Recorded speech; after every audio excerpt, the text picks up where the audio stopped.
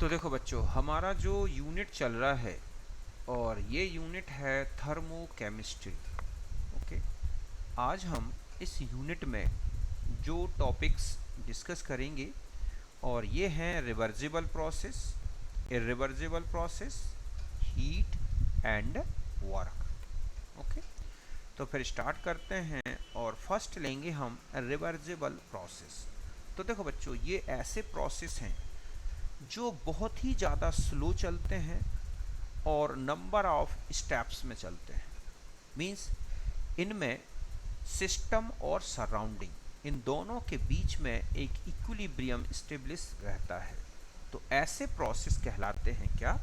Reversible process. यही लिखा है कि process which carried out infinitesimally slowly through series of steps so that system and surrounding remain almost in equilibrium। बात समझ गए ना कि एक ऐसा प्रोसेस जिसमें जो सिस्टम अपनी इनिशियल से जब फाइनल स्टेट में पहुंचेगा तो इसमें बहुत से स्टेप यूज होंगे,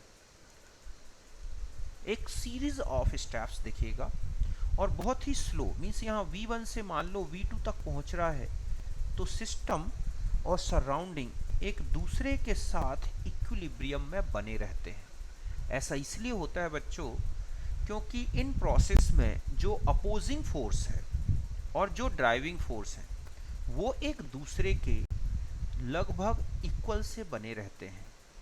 और ऐसे में इस प्रोसेस में जो एक्सटर्नल प्रेशर है और इंटरनल प्रेशर है गैस का, ये दोनों एक दूसरे को बैलेंस्ड करके रखते हैं, मींस ऑलमोस्ट इक्वल होते हैं। तो ऐसे प्रोसेस कहलाते हैं क्या बच्चों? Reversible process. समझ गए ना कि process which carried out infinitesimally slowly through series of steps, मतलब एक इनिशियल स्टेट से और फाइनल स्टेट तक चलने में इनको बहुत सारे स्टेप्स से होके चलना होता है और इस तरह चलते हैं कि इनका सिस्टम और सराउंडिंग के बीच में एक इक्विलिब्रियम बना रहता है। क्यों बना रहता है? क्योंकि इनमें जो अपोजिंग फोर्स हैं और ड्राइविंग फोर्स हैं ये एक दूसरे को बैलेंस्ड करके रखते हैं, एक दूसरे के लगभग बराबर होते हैं। मींस एक्सटर्नल प्रेशर गैस का और इंटरनल प्रेशर दोनों एक दूसरे के लगभग बराबर होते हैं। तो ऐसे प्रोसेस कहलाते हैं रिवर्सिबल प्रोसेस। हालांकि ये प्रोसेस केवल इमेजिनरी होते हैं, आइडियल होते हैं। नेचुरली इस तरह के प्रोसेस नहीं होते, इन्हें केवल बहुत ही आर्टिफिशियल कंडीशन में बनाया जा सकता है, बाकी नेचुरली ये नहीं मिलते। ओके, फिर हम आ जाते हैं नेक्स्ट है इरिवर्सिबल प्रोसेस। तो देखो बच्चों, ऐसा प्रोसेस जो अपनी इनिशियल से फाइनल स्टेट तक पहुंचने में, मतलब है कि एक ऐसा प्रोसेस जिसमें सिस्टम जब अपनी इनिशियल से फाइनल स्टेट में पहुंचता है तो एक ही स्टेप में कंप्लीट हो जाता है ये पूरा प्रोसेस। यही लिखा है कि the process goes from initial to final state in single step and can not be carried out in the reverse order. बात समझ गए ना कि ये एक स्टेप में तो स्पॉन्टेनियसली चल जाता है किसी एक डायरेक्शन में, लेकिन अपने आप रिवर्स नहीं होता। ऐसा इसलिए होता है बच्चों क्योंकि जो इनके अपोजिंग फोर्स हैं और ड्राइविंग फोर्स हैं इनमें बहुत ज़्यादा डिफरेंस होता है।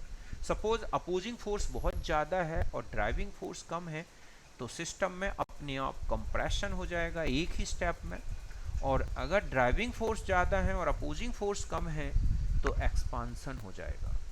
और ये प्रोसेस तब तक चलते हैं जब तक कि इनके ड्राइविंग फोर्सेस और अपोजिंग फोर्सेस बराबर ना हो जाए। मतलब इनकी केवल इनिशियल और फाइनल स्टेट इन्हीं के बीच में ही क्या हो सकता है? इक्विलिब्रियम। बीच में जो स्टेप्स होते हैं उनमें इक्विलिब्रियम नहीं होता, मीन सिस्टम एक ही डायरेक्शन में चलता है और रिवर्स खुद नहीं हो सकता। और नेचर में जितने भी प्रोसेस होते हैं वो सब इरिवर्सिबल हैं और आप देखोगे वो सब स्पॉन्टेनियस चलते हैं। समझ गए ना? ऐसे प्रोसेस इनको हम स्पॉन्टेनियस प्रोसेस भी बोल सकते हैं क्योंकि ये स्पॉन्टेनियसली वन डायरेक्शन में चलते हैं। और अपनी रिवर्स कंडीशन में अगर हमको उनको इनिशियल स्टेट में रिटर्न होना है तो हमें किसी बाहरी या कहें कि एक एक्सटर्नल वर्क या एक्सटर्नल फोर्स की ज़रूरत होगी। तो जितने भी नेचुरल प्रोसेस हैं वो सब इरिवर्सिबल में आते हैं, जैसे वेपोराइजेशन ऑफ वाटर। ठीक है, डिफ्यूज़न ऑफ गैसेस या लिक्विफिकेशन ऑफ गैसेस। तो इस तरह के जो प्रोसेस चलते हैं जो किसी वन डायरेक्शन में खुद ही चल जाएं, तो सीधी सी बात है आपको ध्यान रखना है कि ऐसा कोई भी प्रोसेस जो एक ही डायरेक्शन में वन स्टेप में ही कंप्लीट हो जाए वही है इरिवर्सिबल प्रोसेस। ओके, और इस तरह से इसमें आते हैं ऑल नेचुरल प्रोसेस। इनमें एक्सटर्नल प्रेशर और इंटरनल प्रेशर में कोई सिमिलरिटी नहीं होती, ये बिल्कुल डिफरेंट होते हैं। एक्सटर्नल प्रेशर ज़्यादा है गैस के इंटरनल प्रेशर से तो गैस कंप्रेस्ड हो जाएगी, इंटरनल प्रेशर ज़्यादा है एक्सटर्नल प्रेशर से तो गैस एक्सपांड हो जाएगी। कुल मिला के ये हैं इरिवर्सिबल प्रोसेस। ओके, आगे बढ़ते हैं। फिर आता है हीट और उसकी यूनिट्स के बारे में। तो देखो बच्चों, हीट सिंबल है क्यू, कि the type of energy which is transfer between system and surrounding as a result of temperature difference between them. बात समझ गए ना, कि एक ऐसी एनर्जी जो सिस्टम और सराउंडिंग के बीच में ट्रांसफर होती है, और ये ट्रांसफर किसके कारण होता है, सिस्टम और सराउंडिंग के टेम्परेचर में डिफरेंस के कारण।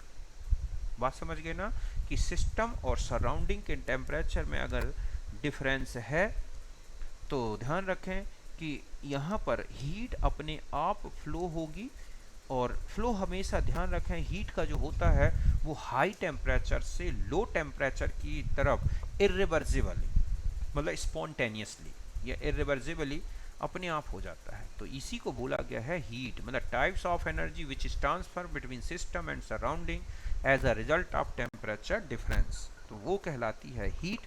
इसका फ्लो हमेशा हाई टेम्परेचर से लो टेम्परेचर की तरफ स्पॉन्टेनियसली होता है। ओके, और इसकी यूनिट होती हैं कैलोरी है जो सबसे बड़ी यूनिट है इसमें, जूल हो गई, फिर अर्ग है और इलेक्ट्रॉन वोल्ट। एक कैलोरी का जो वैल्यू है वो है 4.184 जूल, एक जूल में होता है 10⁻⁷ अर्ग, एक इलेक्ट्रॉन वोल्ट में होता है 1.602 इंटू 10⁻19 जूल। तो ये था हमारा हीट। ध्यान रखें हीट एक पाथ फंक्शन है, इसकी अमाउंट, इसकी क्वांटिटी, इसकी वैल्यू इस पर डिपेंड करती है कि सिस्टम को हीट देने के लिए आपने किस तरह का प्रोसेस यूज़ किया है, कांस्टेंट प्रेशर में दी जा रही है या कांस्टेंट वॉल्यूम में। इस तरह से हीट एक पाथ फंक्शन होगा। फिर हम आ जाते हैं, नेक्स्ट है वर्क। तो देखो बच्चों, वर्क क्या है, it is the mode of energy transformation. मतलब है कि एनर्जी का ट्रांसफॉर्मेशन का मतलब है कन्वर्जन होना, है ना, ट्रांसफॉर्मेशन, और हम ये कह सकते हैं कन्वर्जन।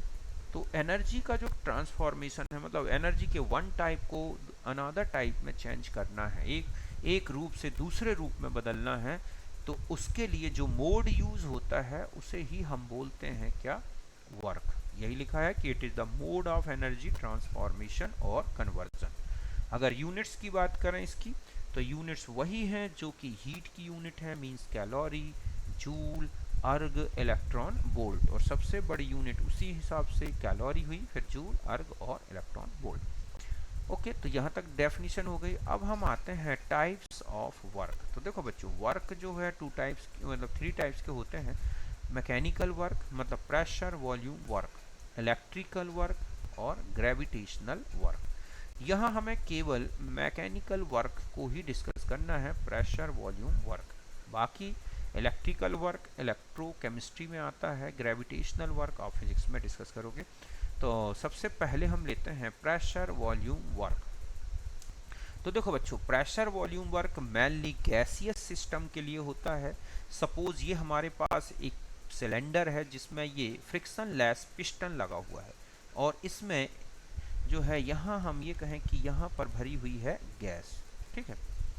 तो इस गैस का जो इंटरनल प्रेशर है सपोज वो है कितना, इसको हम रिप्रेजेंट करें पी आई, ठीक है, पी आई एन से, और एक गैस के ऊपर, पिस्टन के ऊपर जो एक प्रेशर लग रहा है पी एक्सटर्नल प्रेशर है, ठीक है।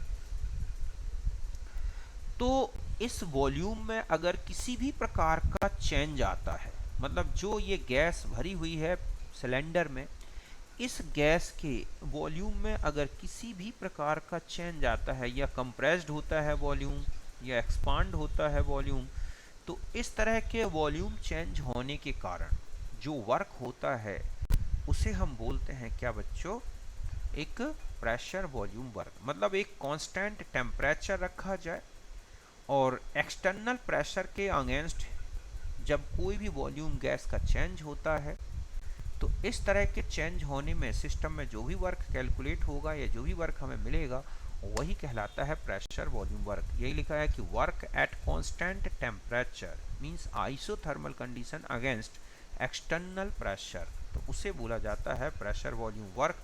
इसका फॉर्मूला होगा W equal to minus P external delta V, जहां P एक्सटर्नल एक्सटर्नल प्रेशर है जो पिस्टन के ऊपर बाहर के एटमॉस्फेयर का लग रहा है, और जो डेल्टा V है इसको हम निकालेंगे final volume minus initial volume से। ओके, कि फाइनल और इनिशियल वॉल्यूम का डिफरेंस लेंगे वो डेल्टा V है, और P एक्सटर्नल जो कि बाहर के एटमॉस्फेयर का प्रेशर है वो है। अगर हम एक्सपांसन की कंडीशन देखें तो एक्सपांसन कंडीशन में आप देखोगे कि जो फाइनल वॉल्यूम है, मतलब अगर हम ये पिस्टन से समझें कि ये हमारा इनिशियल पिस्टन लगा हुआ है V1 और गैस यहाँ तक फैल गई, ऐसे V2 तक चली गई, मतलब इस तरह से ये कि ये है P एक्सटर्नल और यहाँ है P इंटरनल, तो P internal greater than P external की कंडीशन होगा तो वॉल्यूम ये जो है ये कहलाएगा एक्सपांसन। और इस तरह से जो इनिशियल वॉल्यूम था उससे ज़्यादा होगा कौन सा वॉल्यूम, फाइनल वॉल्यूम।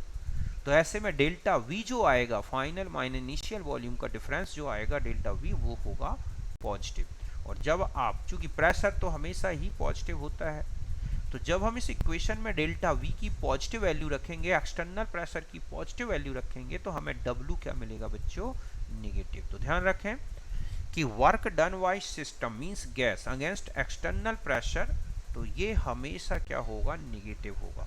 मतलब एक्सपांसन वर्क हमेशा निगेटिव होगा। क्यों? क्योंकि work done by system against external pressure, क्योंकि गैस ने एक्सटर्नल प्रेशर के अगेंस्ट वर्क किया है, तो ऐसे में सिस्टम की एनर्जी में चेंज आता है और इस तरह से जो वर्क है वो निगेटिव हमें मिलेगा। यहाँ तक बात क्लियर है। फिर हम आ जाते हैं कंप्रेशन वर्क। कंप्रेशन का मतलब क्या होता है, देखो कि ये पिस्टन है इसमें, ठीक है, इनिशियल स्टेट में, और वो पे वॉल्यूम यहाँ तक नीचे की तरफ दब गया, मतलब ये है V1 और ये क्या है V2, तो यहाँ का जो P इंटरनल प्रेशर है और P एक्सटर्नल प्रेशर है, तो P internal less than P external, कि बाहर का प्रेशर क्या है बच्चों, जो है ज़्यादा है और अंदर का कम है। तो ऐसे में गैस का जो पिस्टन है वो नीचे की तरफ दबेगा और जो गैस का जो इनिशियल वॉल्यूम था और जो फाइनल वॉल्यूम है, तो उसमें आप देखोगे कि फाइनल वॉल्यूम कम होगा, ठीक है। और इस तरह से फाइनल वॉल्यूम जो है, मतलब इनिशियल वॉल्यूम ज़्यादा है और फाइनल वॉल्यूम कम है, ऐसे में डेल्टा V का जो डिफरेंस है वो निगेटिव आएगा, तो W क्या हो जाएगा, पॉजिटिव हो जाएगा, इस तरह से।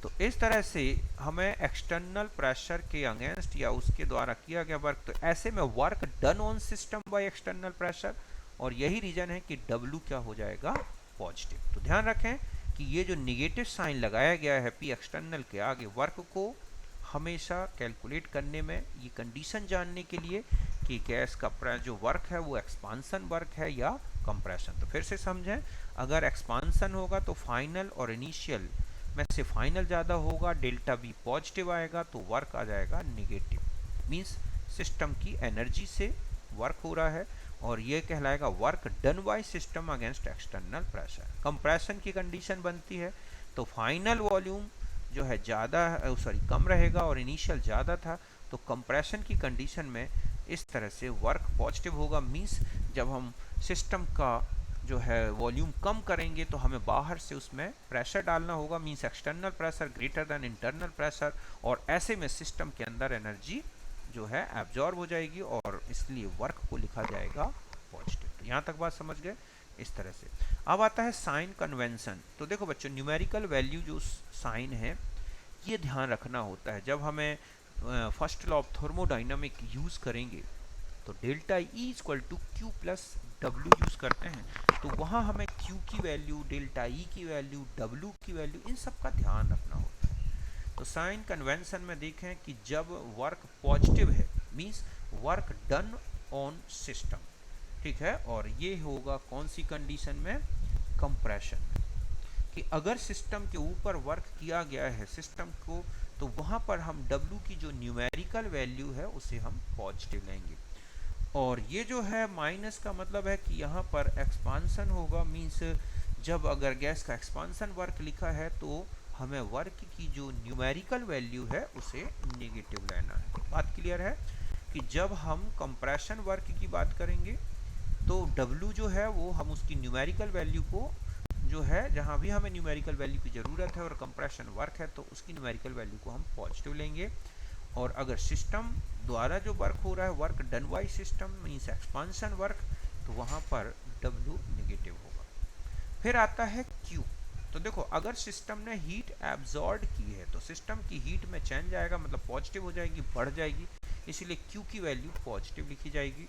और अगर सिस्टम से हीट रिलीज्ड हो रही है तो Q की वैल्यू नेगेटिव लिखी जाएगी। इस तरह से न्यूमेरिकल वैल्यू को हमें पॉजिटिव नेगेटिव बना के और एक्चुअल रिजल्ट ला के दिखाना है। इसके लिए हमें इन साइंस का मतलब साइन जो है इनको बहुत ही अच्छे से याद रखने हैं, ठीक है। तो ये था हमारा साइन कन्वेंशन वर्क क्यू। अब आप देखो यहाँ पे, अब हमें क्वेश्चंस देख लेते हैं। जैसे लिखा है कि an ideal gas expands isothermally from 10 to the power minus 3 meter cube to 10 to the power minus 2 meter cube at 300 Kelvin against of 10 to the power 5 Newton per meter square pressure। ठीक है, ये क्या है बच्चों, pressure. तो पूछा गया कि calculate the work done on the gas, ये डन ऑन या डन यहाँ पे हो जाएगा वर्क डन इन प्रोसेस लिखना है, ठीक है, इसको लिख दें हम इन प्रोसेस। तो देखो यहाँ पर गैस का इनिशियल वॉल्यूम आपको दिया गया है कि हम यहाँ पर इनिशियल वॉल्यूम कितना है, the gas expand isothermally from, तो 10 to the power -3 metre cube, और जो फाइनल वॉल्यूम है वो है 10 to the power -2 metre cube. Okay, external pressure की बात करें तो ये है 10 टू द पावर 5, ठीक है, न्यूटन पर मीटर स्क्वायर।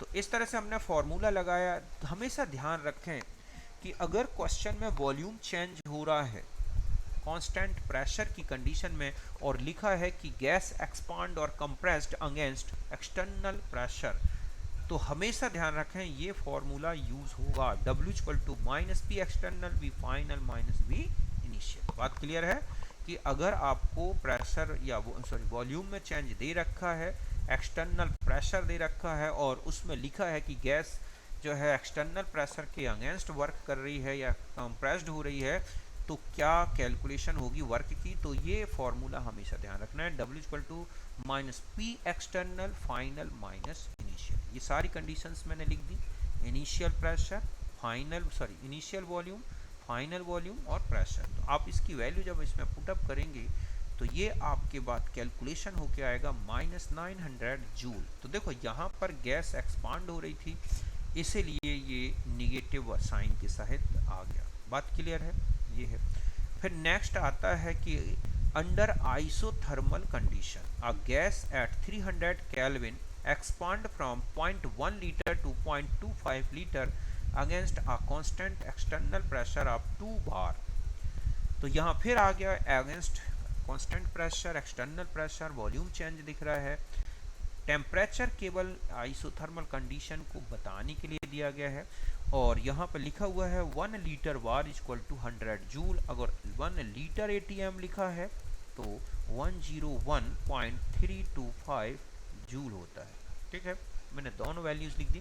हमें यहाँ पर बार में और लीटर में ही जो है पी डेल वी आ रहा है हमारा, तो हमने एक्सटर्नल प्रेशर, तो आप समझ गए ना कि एक्सटर्नल प्रेशर है 2 बार। जो इनिशियल वॉल्यूम है वो कितना है 0.1 लीटर, फाइनल वॉल्यूम है 0.25 लीटर। बस अब ये वैल्यू आप पुटअप करेंगे तो सीधा लीटर बार में आ रहा है और इस तरह से हम लीटर बार को 100 से मल्टीप्लाई कर दें, क्योंकि 1 लीटर बार 100 जूल के इक्वल है, तो ये चेंज हो गया 30 जूल और साइन आया माइनस। ओके, तो यहाँ तक बात क्लियर है। फिर नेक्स्ट क्वेश्चन देखो कि 16 kilogram oxygen gas expands at STP isobarically to occupy double of its original volume, the work done in process. तो देखो बच्चों, यहाँ पर अगर मैं हिंट दे दूं कि जो कैलकुलेशन करोगे आप तो क्या करोगे, तो देखो P एक्सटर्नल की जगह STP तो आप क्या ले लो 1 ATM। आपको V1 क्या करना है कि V जो इनिशियल है, ठीक है, वो हो जाएगा 16 इंटू 10⁻³ अपॉन 32 इंटू 22.4 लीटर। ऐसा क्यों किया कि 16 किलोग्राम को ग्राम में चेंज करके 32 से डिवाइड करोगे तो ऑक्सीजन के मोल आ जाएंगे, और एक मोल का जो वॉल्यूम होता है वो है 22.4 लीटर। तो जितने भी मोल हैं आप उसे मल्टीप्लाई कर दोगे किसमें, 22.4 लीटर, तो ये क्या आ जाएगा इनिशियल वॉल्यूम, और जो फाइनल वॉल्यूम होगा उसको 2 इंटू इनिशियल कर दो। तो इस तरह से डेल्टा V की वैल्यू सीधा सीधा आपके पास 2 आ जाएगी। क्या आ जाएगी, 2। बस इसी से आपको क्या कर लेना है, वर्क कैलकुलेट कर लेना है, जूल में, कैलोरी में, जिसमें भी ऑप्शन आपको दिया गया है। तो इनिशियल वॉल्यूम कितना है और उसका डबल हो गया, तो इनिशियल वॉल्यूम जितना भी है तो इस तरह से फाइनल वॉल्यूम उसके इनिशियल का डबल है, तो इससे कैलकुलेशन कर सकते हो। फिर नेक्स्ट है कि if x mole of ideal gas at 27 expand isothermally from a volume of y to 10y the work in process. x मोल, तो यहाँ पर ध्यान से देखें कि ये जो क्वेश्चन है, ठीक है, ये है आइसोथर्मली और लिख दूं मैं रिवर्सिबली, ऐसा है वो क्वेश्चन। तो वर्क कैलकुलेट करना है, तो इसका जो कैलकुलेशन होगा बच्चों वो एक फॉर्मूला भी मैंने आगे डराइव कर दिया है, -2.303 nRT log V2 upon V, means V final minus V initial. समझ गए ना, इस फॉर्मूले का यूज करेंगे। तो ये तब यूज होगा जब कभी क्वेश्चन में आपको लिख दिया गया है कि वॉल्यूम चेंज हो रहा है और वर्क कैलकुलेट करना है आइसोथर्मली रिवर्सिबल प्रोसेस में, तब ये इक्वेशन यूज करोगे, ठीक है। और बस इसमें आपको मोल मींस यहाँ पर n दे रखा है, x हो गया, t दे रखा है 300 हो गया, v इनिशियल जो है आपके पास ये है y, v फाइनल कह रहा है 10y, बस इसमें फॉर्मूले में रखोगे, न्यूमेरिकली सॉल्व हो जाएगा, ठीक है। तो log 10 की वैल्यू आ जाएगी 1 हो जाएगी, तो आप इसे कैलकुलेट कर दोगे। तो यहाँ तक आप अच्छी तरह समझ गए। तो इस तरह से मैंने यहाँ पर जो ये वाला रिलेशन है, ठीक है, work in isothermally reversible process और वॉल्यूम चेंज दे रखा है, तो ध्यान रखें बच्चों ये फॉर्मूला हमेशा यूज होगा। और अगेंस्ट एक्सटर्नल प्रेशर कह रहा है तो जो ऊपर आपको फॉर्मूला बताया वो यूज करोगे। अब एक और वर्क होता है work in isothermal irreversible process. तो देखो बच्चों, ऐसे प्रोसेस जो एक ही डायरेक्शन में चलते हैं, जिनमें सिस्टम और सराउंडिंग के बीच में इक्विलिब्रियम की कंडीशन नहीं होती, मींस उनमें जो है मैक्सिमम वर्क नहीं मिलता, मतलब work in isothermal reversible process होगी तो इसमें मैक्सिमम वर्क कभी नहीं मिलता, इसीलिए ये फॉर्मूला नहीं लगेगा जो ये लिखा हुआ है, इसमें लगेगा W = P external final minus initial. तो इस तरह से वही जो अभी आपने ऊपर अगेंस्ट एक्सटर्नल प्रेशर के अगेंस्ट वर्क वाला ये फॉर्मूला लगेगा अगर क्वेश्चन में लिखा है इरिवर्सिबल प्रोसेस, ठीक है, कि इतने लीटर से इतना लीटर हो जाता है एक्सटर्नल प्रेशर के अगेंस्ट इरिवर्सिबल प्रोसेस में, तो बिल्कुल वही रिलेशन करके आप जो आपने ऊपर देखा है एक्सटर्नल प्रेशर के अगेंस्ट वर्क वाले कैलकुलेशन में उसी का ये रिलेशन, ठीक है। फिर आगे बढ़ते हैं। फिर होता है आइसोथर्मल फ्री एक्सपांसन। तो देखो बच्चों, फ्री एक्सपांसन का मतलब है कि ये हमारे पास पिस्टन है, ठीक है, और यहाँ पर जो P एक्सटर्नल है वो 0 है, केवल P क्या है, इंटरनल है। तो जब P एक्सटर्नल वर्क जो है एक्सटर्नल प्रेशर ही 0 होगा तो जो हमारे पास ये रिलेशन होता है W = ठीक है, और ये जो फॉर्मूला है P एक्सटर्नल डेल्टा V, ये क्या हो जाएगा 0, क्योंकि एक्सटर्नल प्रेशर ही 0 है तो डेल्टा V वॉल्यूम कितना भी चेंज होगा कोई वर्क नहीं होगा। तो हमेशा ध्यान रखें, आइसोथर्मल फ्री एक्सपांसन लिखा है तो वर्क क्या होगा, तो ये जीरो होगा। एक्सटर्नल प्रेशर जीरो होने के कारण डेल्टा ई भी जीरो होगा, क्योंकि जब कोई वर्क नहीं होगा, ठीक है, तो ऐसे में सिस्टम में जो है कोई क्यू हीट एब्जॉर्ब नहीं होगी, और ऐसे में डेल्टा ई भी क्या हो जाता है, जीरो हो जाता है। बात क्लियर है? तो इस तरह से यहाँ ध्यान रखना है, P external zero, delta E zero, Q zero, W zero, ये सब जीरो होते हैं। फिर हम आ जाते हैं रिवर्सिबल एडियाबैटिक प्रोसेस। तो देखो बच्चों, एडियाबैटिक प्रोसेस तो आप जानते हो कि no heat exchange takes place, किसी भी प्रकार की कोई एनर्जी, कोई हीट सिस्टम में एक्सचेंज नहीं होगी, मींस क्यू की वैल्यू जीरो होगी। तो अगर हम फर्स्ट लॉ ऑफ थर्मोडायनामिक्स का यूज करें तो delta E equal to Q plus W, तो यहाँ क्यू जीरो होने से डेल्टा ई किसके इक्वल हो गया, W, means work done process is equal to internal energy change. कि एडियाबैटिक प्रोसेस में जो भी वर्क होगा वो सिस्टम के अंदर होगा, किसी प्रकार की बाहर से कोई लेना देना नहीं होगा। ऐसे में जो भी वर्क होगा वो सिस्टम की केवल इंटरनल एनर्जी में चेंज के इक्वल होगा। और आगे बढ़ जाएं तो delta E upon delta T equal to N C V, आप जानते हैं कि ये है heat capacity at constant volume, और ये रिलेशन होता है delta E upon delta T equal to N C V, जहाँ एन क्या है, moles of gas, C V कहलाता है molar heat capacity at constant volume. और आगे बढ़ जाएं तो delta E equal to N C V D T, या W equal to N C V T two minus T one. तो यहाँ पर ध्यान रखना है, टी वन जो है वो है इनिशियल टेम्परेचर, ओके, जो कि हम केल्विन में लेंगे, और जो ये है वो है फाइनल टेम्परेचर, एन है मोल्स, सी बी है heat, molar heat capacity at constant volume, okay. एक रिलेशन और इसमें यूज होता है, और वो रिलेशन होता है W equal to n R, ठीक है, eta minus one T two minus T, जहाँ ये जो है लैम्डा जैसा साइन जो बना है, ठीक है, तो ये है C P upon C B, और इसको बोलते हैं स्पेसिफिक हीट रेशियो, ठीक है। ये अलग अलग गैसेस के लिए, monoatomic, diatomic, triatomic, इन गैसेस के लिए अलग अलग वैल्यू होती है।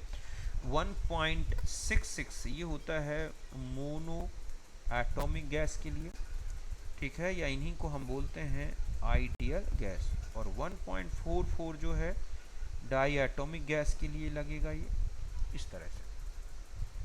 तो W इक्वल टू एक यही रिलेशन भी यूज होता है, n R gamma minus one T two minus T one. जब हमें सी भी ना दे रखा हो, मोल्स दे रखे हो, आर दे रखा ना, आर की वैल्यू दे रखी हो, तो आप W इससे भी कैलकुलेट कर सकते हैं।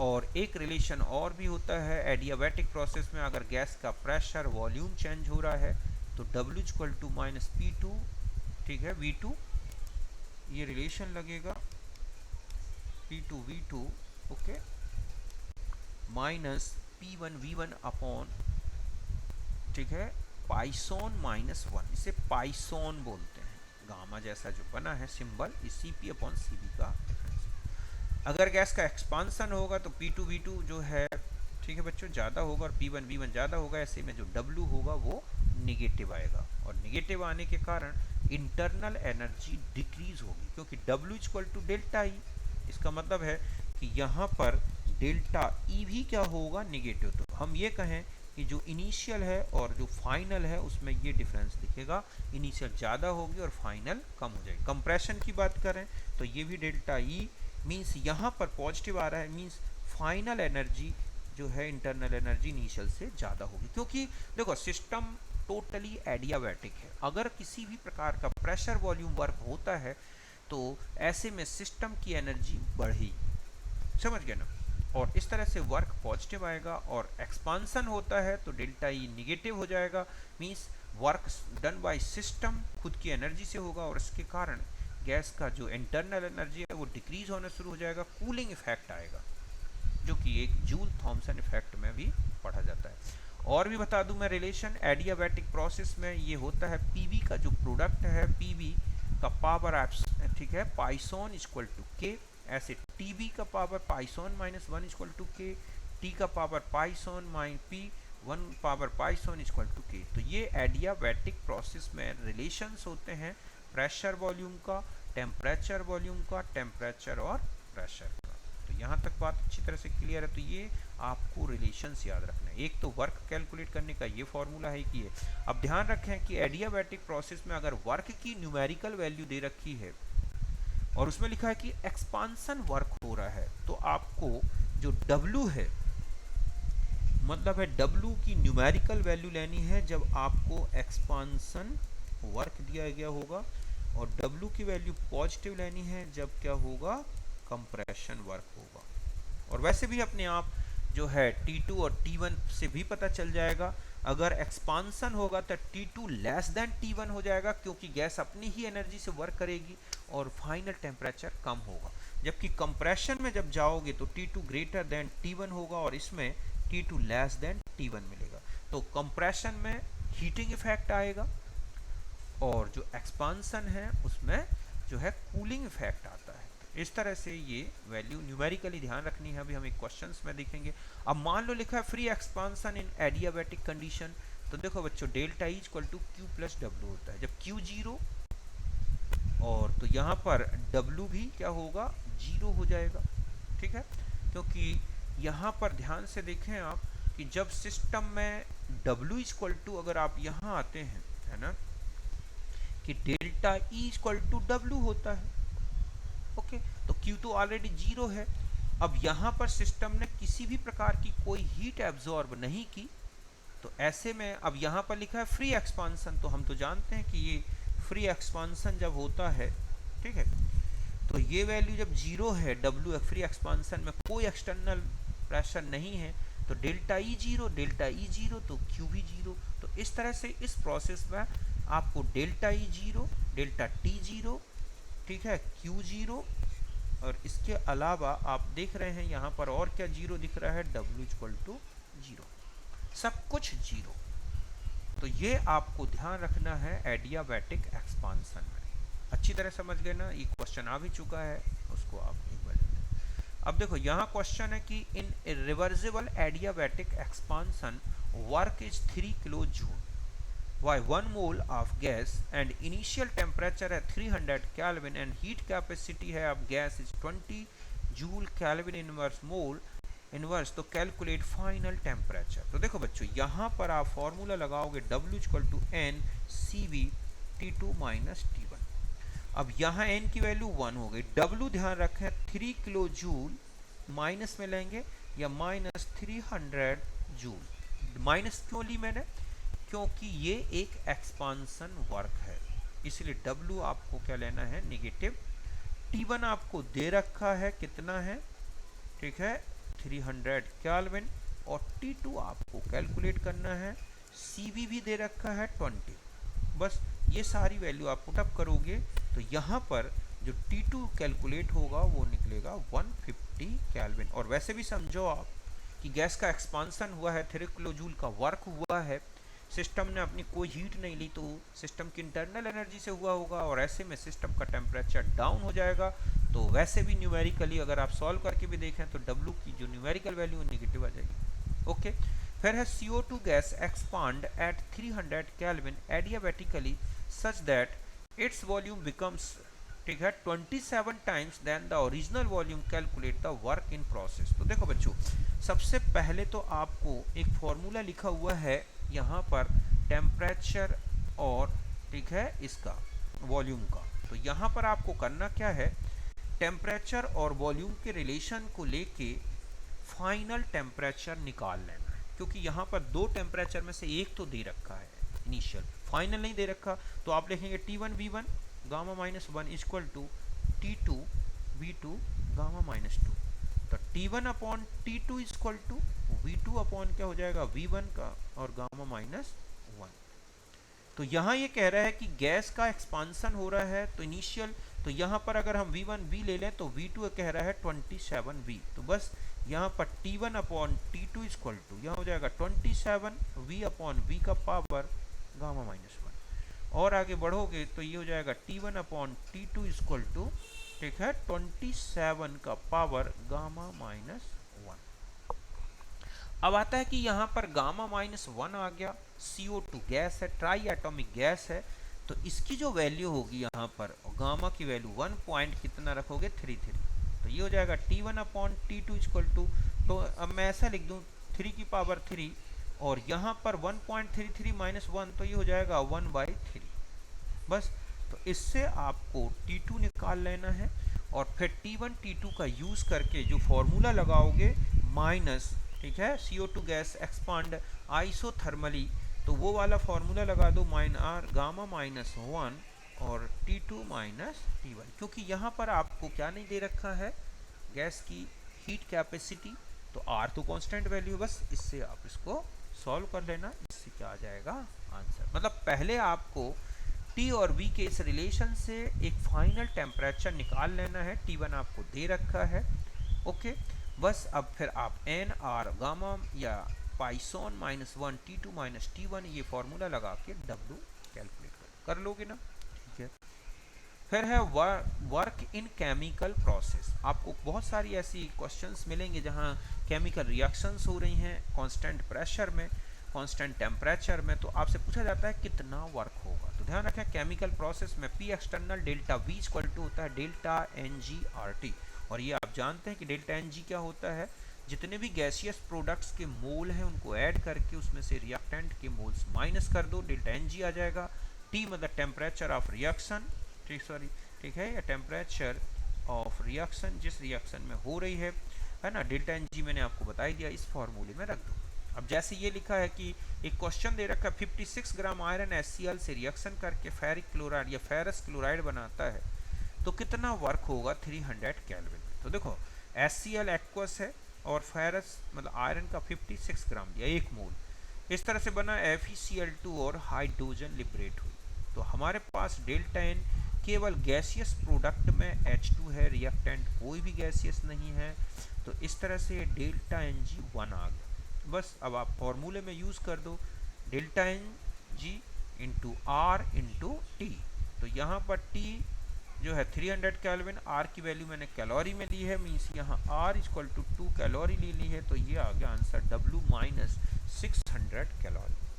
मीन्स गैस का पहले कोई वॉल्यूम नहीं था और ये गैस बन गई, तो इसका मतलब है एक्सपांसन हो जाएगा गैस का, इसीलिए वर्क निगेटिव आ जाएगा। बात समझ गए अच्छी तरह से। तो कोई भी गैसियस रिएक्शन अगर दी गई है और उसमें वर्क पूछ ले तो इससे करोगे। एडियाबैटिक की मैंने आपको रिलेशन बता ही दिए सभी कंडीशन में, फ्री एक्सपांसन, रिवर्सिबल प्रोसेस में, इस तरह से। एक और ये जो वर्क है ऊपर रह गया था जिसको मैं बता रहा था कि अगर किसी भी आइसोथर्मल रिवर्सिबल कंडीशन में आपको प्रेशर चेंज या वॉल्यूम चेंज दे रखा है, गैस के मोल्स दे रखे हैं और फिर वर्क पूछा है, तो आपको इस फॉर्मूले से कैलकुलेट करना है expansion work equal to minus 2.303 nRT log V2 upon V1। और बढ़ जाए कि V2 जो होता है V2 upon V1 equal to P1 upon क्या होता है बच्चों P2, तो हम इसका भी यूज कर सकते हैं। तो N है मोल ऑफ गैस, T है टेम्परेचर, V2 है final volume, P2 final pressure है, V1 initial volume, P1 initial pressure. इस फॉर्मूले से तभी ये यूज करोगे जब आपको क्वेश्चन में ये लिखा हो कि आइसोथर्मल रिवर्सिबल प्रोसेस में वॉल्यूम इतने से इतना चेंज हो रहा है इतने मोल गैस का, या प्रेशर इतने से इतना चेंज हो रहा है इतनी मोल गैस का, तब ये। अगर लिखा है एक्सटर्नल प्रेशर के अगेंस्ट वॉल्यूम चेंज हो रहा है, तो ध्यान रखें जो ऊपर क्वेश्चन बताया है वो उसमें जो फॉर्मूला यूज किया है pressure volume work against external pressure, उसका यूज करना है। अब देखो जैसे ये लिखे, हाँ एक पॉइंट और याद रखना कि मैक्सिमम वर्क ऑब्टेन्ड इन रिवर्सिबल आइसोथर्मल प्रोसेस। ऐसा क्यों होता है बच्चों? क्योंकि जो सिस्टम का प्रोसेस का जो वर्क होता है ना, वो तभी मिलता है ना जब एक्सटर्नल प्रेशर के अगेंस्ट सिस्टम वर्क करे और एक्सटर्नल प्रेशर इंटरनल प्रेशर के लगभग बराबर हो जाए। तो नीचे से जितना फोर्स लगना था वो लग चुका गैस के द्वारा, तो वो एक मैक्सिमम वर्क की कंडीशन मिलेगी। मतलब अगर आप किसी को धक्का दे रहे हैं और उसका धक्का, उसका फोर्स आपके फोर्स की मैक्सिमम वैल्यू के बराबर हो जाए, तो आप जितना मैक्सिमम वर्क कर सकते थे उस एक्सटर्नल पर्सन के अगेंस्ट, वो आपका मैक्सिमम वर्क होगा। कभी भी मैक्सिमम वर्क इरिवर्सिबल प्रोसेस में नहीं मिलता, ना ही फ्री एक्सपेंशन में, क्योंकि उसमें हमेशा इंटरनल और एक्सटर्नल प्रेशर बिल्कुल अलग वैल्यू रखते हैं। आपको ध्यान रखना है, मैक्सिमम वर्क तब मिलता है, ठीक है, मैक्सिमम वर्क इन प्रोसेस जब P internal approximate P internal के बराबर होता है, क्योंकि जितना अंदर से, सॉरी, P इंटरनल एक्सटर्नल के बराबर होता है, क्योंकि जितना अंदर से प्रेशर मैक्सिमम लगना था वो कितना हो सकता है जितना बाहर का एक्सटर्नल प्रेशर की मैक्सिमम वैल्यू है। तो इस तरह से हमें ये ध्यान रखना है। अब देखो ये क्वेश्चन है कि if 2 mole of ideal gas at 27 degree centigrade expand isothermally and reversibly from 1 litre to 10 litre, calculate work. अब यहाँ देखो गैस के मोल दे रखे हैं, टेम्परेचर दे रखा है और लिखा है आइसोथर्मली एंड रिवर्सिबली। ओके, तो हमेशा ध्यान रखें ये फॉर्मूला लगाओगे, माइनस साइन है, चाहे एक्सपांसन दे रखा हो चाहे बच्चों कंप्रेशन, ध्यान रखना है ये साइन इसी तरह लगा होगा। यहाँ पर चूंकि V2 ग्रेटर देन V1 है, ठीक है, ये है, तो W हमेशा ही क्या आ जाएगा बच्चों, निगेटिव। और आप इस तरह से 2.303 रखा, n की वैल्यू 2 रखी, r की वैल्यू रखी, t रखा, log V2 अपॉन V1, तो ये आ गया वर्क माइनस 11488.28 जूल। यहाँ तक बात क्लियर अच्छी तरह से। ठीक इसी तरह से लिखा है 2 mole gas compressed isothermally reversibly from 2 atm to 5 atm 27, calculate the work. फिर वही फॉर्मूला लगा दोगे, भले ये कंप्रेशन हो रहा है, फॉर्मूला तो यही लगेगा, अपने आप वर्क पॉजिटिव हो जाएगा। देखो तो यहाँ पर प्रेशर अगर अब मैं कहूँ कि P1 कितना है तो 2 atm है ना, P2 कितना है तो वो है 5 atm। आपने फॉर्मूला लगाया W equal to minus 2.303 n R T log P1 upon क्या P2। तो इस तरह से आपके पास ये वर्क कैलकुलेशन हो गया और ये अपने आप ही पॉजिटिव आ गया। तो यहाँ तक बात समझ गए। तो ये है जो आपके वर्क प्रोसेस में होते हैं, डिफरेंट प्रोसेस में वर्क्स, उनको मैंने कैलकुलेट कर दिया। और मेनली एक एक्सटर्नल प्रेशर के against work, adiabatic reversible process में वर्क, और maximum reversible work, irreversible work, इन सब की कैलकुलेशन मैंने आपको बता दी। बस साइन का अच्छे से ध्यान रखोगे। वैसे भी अगर आप फॉर्मूले सही ढंग से यूज़ करोगे तो वर्क की वैल्यू अपने आप विद साइन आ जाएगी, ठीक है। तो हर तरह का वर्क आपको कैलकुलेट करके बता दिया, ठीक है। ऐसे एक क्वेश्चन होता है इस तरह का कि मान लिया जाए कि ऐसा नो, ठीक है, कि यहाँ पर आ जाए, जैसे ये क्वेश्चन है कि 1 मोल, ठीक है, गैस